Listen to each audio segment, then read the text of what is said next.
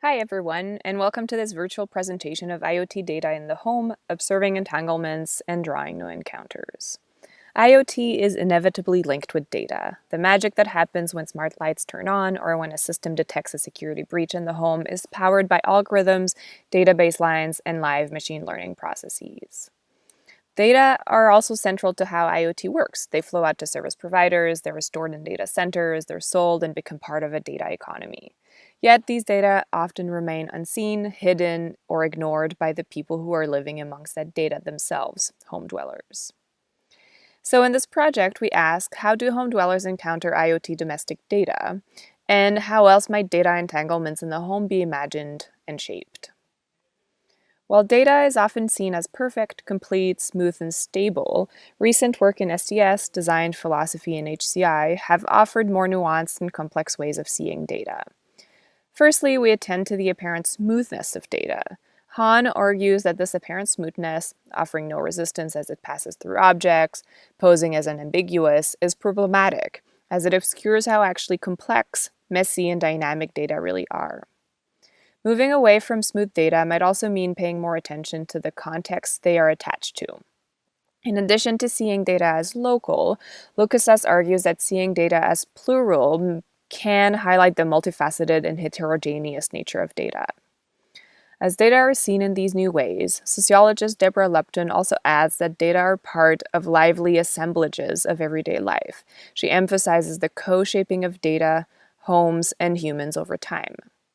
These few notes on background are important for us to ground our work. As data is becoming a design material, these data are also incomplete, local, heterogeneous, and lively. To investigate our research questions, we conducted a study with 8 households, including 10 interlocutors.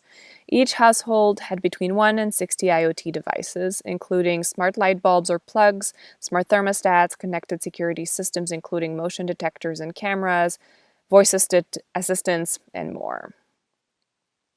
During a 60 to 90 minutes home visit, we conducted 3 activities. First, our interlocutors offered us a home tour of their place and showed us the IoT devices they had. For each device, we asked how and why they got them and how they currently are using them. We asked what data are associated with them and how or if they engage with those data. We also asked participants to show us which data they knew how to access. And if they didn't know how to access them, we offered to investigate with them during the home visit. After the tour, we sat down and asked our participants to show one or more device and draw what that data looks like. This helped us see how our interlocutors view data globally as well as in their home and within their personal worldviews. The last activity was meant to open up imaginative ways of thinking about data. We built a card-based activity where participants would randomly select 3 pairs of cards, combining a verb or adjective with a noun. With each participant, we tried to make short imaginary scenarios about data that could be exchanged, processed, or created using those 2 words as a starting point for imagination. After concluding the home visits, we went through 2 rounds of thematic analysis while simultaneously sketching as a way to further interrogate our themes. Sketching conceptual proposals helped us solidify our findings by attempting to find physical forms and interactions that would respond to these abstract themes and become jumping-off points for refractions, transformations, and improvisations of other modes of engaging with IoT data. After many rounds of iteration, we chose 5 speculative sketches that we printed on postcards to send back to our interlocutors.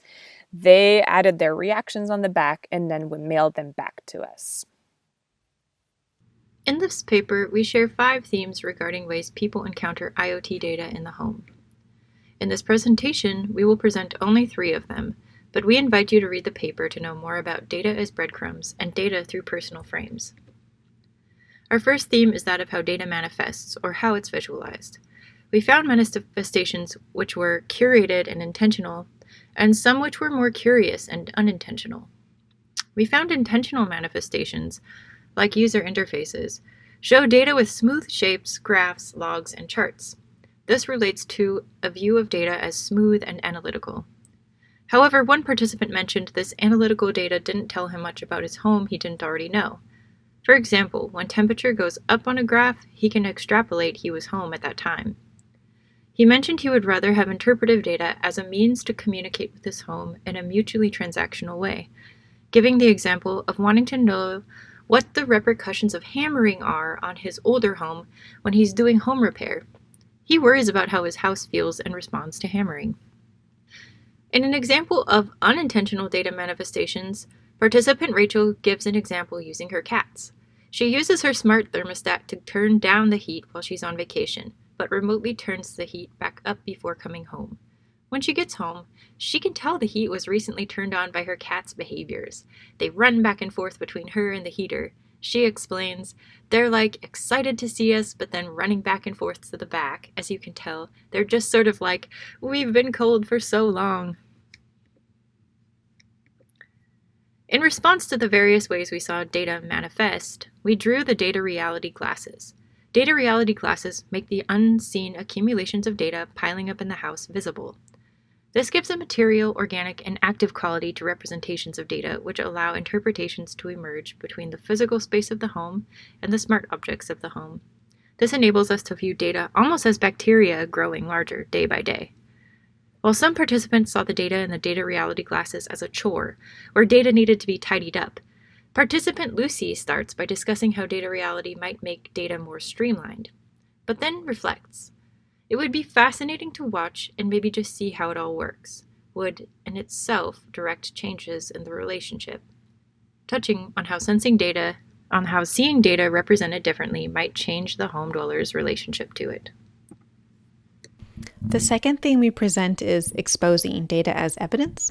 This theme explores the distinction between technological perception, in this case represented by data, which is often seen as objective, certain, and reliable, and human perception, which is seen as subjective, certain, and imprecise. As an example, participant Lucy photographed what she calls a tree that I hate outside her apartment window over the course of 1 year. And she explained, after I finished the year and I could go back and look at it and see that it was A, it wasn't my imagination, and B, it wasn't as bad as I really thought, and C, there really is evidence. As part of a probe, Lucy also tracked the amount of time she spent in her building's elevator over 1 week. She said, I felt like I was wasting my life in the world's slowest elevator. I would have guessed it was at least an hour a week. Maybe I should go apologize to the elevator. In this example, data is used to establish notions of truth. Data had the power to negate her human sensory evidence and contradict or at least complicate the narrative provided by the data. In response, our studio created the speculative concept on its time blocks, a data visualization object which displays both feelings of time and actual length of time side by side. Participant Mikey responded to the concept saying, I feel guilty neglecting small maintenance tasks. A permanent perspective machine would compound that guilt. So through these examples, we get a sense of data's authoritative voice. However, we also see that authority can come in the eyes of the data curator. So there are many ways of seeing, being with, and interpreting IoT data which rely on situated knowledges and unspoken negotiations between human perception and datafied evidence. In the context of a home, humans are not as right or more right than technology. Rather, the combination of unique knowledges represent the fuzzy partiality of each's perception. The next theme we present is broadening, data for others, data as others. This theme explores how data are often conceptualized as something lively yet mysterious, distant, and difficult to describe. How they are seen as having lives of their own within assemblages of services, things, and people. During our home visits, we asked participants to sketch what they imagine their home data look like. And participant Timothy mapped his data's journey from his home to a corporate building to an individual, saying, and this is some guy with all these relationship databases saying, Timothy's going in and out again. To make some sense of these data and their particular velocities, trajectories, and immaterialities, participants often used metaphor and simile. For example, during the same activity, Samantha creatively used the drawing materials themselves as embodied metaphors to communicate. She said, data feels like an unnatural environment in a natural piece of world. The markers versus the crayons. This is a very, I don't want to say invasive, but I'm going to say invasive. So these examples show how data are shadowy yet curious. We see how participants perceive that data is not for them and therefore not made particularly visible or knowable. Yet we also saw that data's liveliness, their separate yet dependent otherness, is something that people experience, feel, sense, and even grapple with. In response, we created Data Epics, a service where fiction writers use data shared from home IoT devices to create bespoke stories for the home dwellers. This concept opened up nuances and refractions on the theme. For example, Aaron wrote, "Seeing where my data goes might encourage me to utilize my home in different ways to get a new story." And we found that participants had nascent understandings that data are not just consumed or interpreted, but also produced and performed by their creators and environments. And this element of fiction adds another layer of imagination that can help demystify and bring attention to how data evolve seemingly on their own as they move about, intersect with, and are interpreted within their world. Our work is a step towards expanding the types of encounters which are designed between domestic IoT data and inhabitants, to move data from a residual place to a primary actor. While current discourses propose that data can be used for personal reflection and behavior change, our findings suggest that encounters also diverge from these relatively narrow ways of seeing the lively relation between people and their home data. As a first approach, we propose diffuse ways of noticing. Current discourse on reflection and self-improvement assume they require active ways of seeing and analyzing data. However, our findings show that these moments of active data analysis are rare, and that ambient ways of being with the data were more common in the dwellings we visited. Diffuse ways of noticing data create space for reflective practices to emerge organically on an individual level.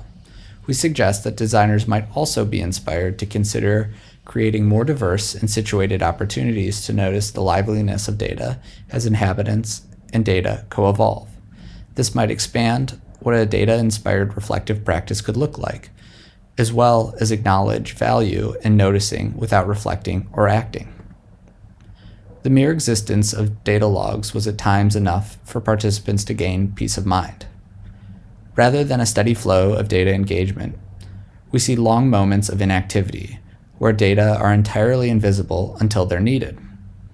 Only then do data offer themselves up for analysis. These oscillations in perceptibility and engagement might inspire designers to embrace the value of those moments of silence and dormancy, and treat them as a design material as more active and visible moments. While the 2 points above argue for stepping back from active engagement with data, at last we argue for more abundant, playful, and imaginary encounters with home data. Between Lucy's goal of proving that there are real reasons to hate her tree, to Data's almost mystic flights as they leave the home towards service providers and corporations, we detect a hint of lightheartedness and creativity that we want to champion. Participants' response to the data epics demonstrate a desire for imaginary narrative and communal interpretation as a way to potentially reconcile conflicting relationships with data, and designing interactions where people can imagine themselves in a state of play with data. To conclude, we emphasize how this work serves to reinforce domestic IoT data not as an undefined, ephemeral, positionless, and singular mass. These data are in fact of a home, in a home, and part of a unique domestic assemblage, which are important to recognize and honor when designing for them. We encourage designers to take up these themes and design with data in ways that are playful, imaginative, and balanced.